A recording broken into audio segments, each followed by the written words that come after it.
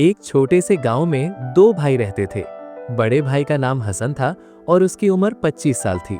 छोटे भाई का नाम इब्राहिम था और उसकी उम्र सिर्फ 10 साल थी। दोनों भाई बहुत गरीब थे, लेकिन एक दूसरे से बहुत मोहब्बत करते थे।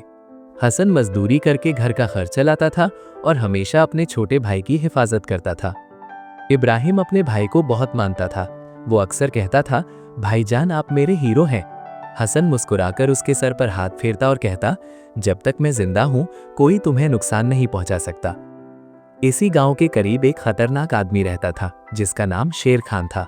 वो एक जालिम और ताकतवर गैंग लीडर था। उसके साथ कई गुंडे होते थे और वो गांव के लोगों को डरा धमकाकर उनसे पैसे लेता था। गांव वाले उससे बहुत डरते थे। एक दिन दोपहर के वक्त शेर खान अपनी जीप में अपने आदमियों के साथ गांव में आया। उसके आदमी गांव वालों को जमा करके जोर जोर से बोलने लगे, हर घर से पैसे दो, अगर किसी ने इनकार किया तो अंजाम बहुत बुरा होगा। लोग डर गए।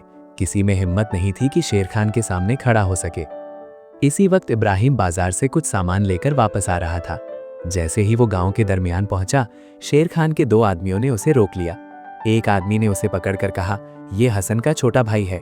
उन्होंने उसे धक्का दिया और इब्राहिम जमीन पर गिर गया। वो डर गया, लेकिन फिर भी हिम्मत करके बोला, हम गरीब हैं, हमारे पास पैसे नहीं हैं। ये सुनकर शेर खान गुस्से में आ गया। वो इब्राहिम के पास आया और उसे जोर से धक्का दिया। इतने में दूर से हसन ये सब देख लेता है। वो तेजी से दौड़ता हुआ वहां पहुंचता है। उसकी आंखों में गुस्सा होता है। हसन जोर से कहता है, मेरे भाई को छोड़ दो। शेर खान हंसने लगा और बोला, ओ तो तुम हो हसन, आज तुम्हें भी सबक सिखाते हैं। ये सुनकर शेर खान के 3 आदमी हसन पर हमला कर देते हैं। अचानक जबरदस्त लड़ाई शुरू हो जाती है। एक आदमी हसन को मुक्का मारने की कोशिश करता है, लेकिन हसन उसका हाथ पकड़कर उसे जोर से जमीन पर गिरा देता है। दूसरा आदमी पीछे से हमला करता है, मगर हसन उसे लात मारकर दूर फेंक देता है।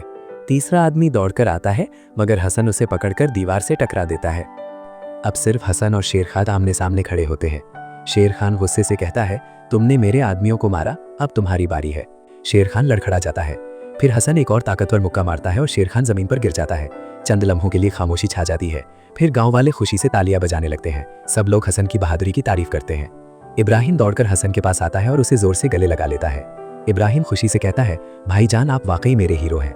हसन मुस्कुराकर उसके सर पर हाथ रखता है और कहता है, जब तक मैं जिंदा हूं कोई तुम्हें हाथ नहीं लगा सकता।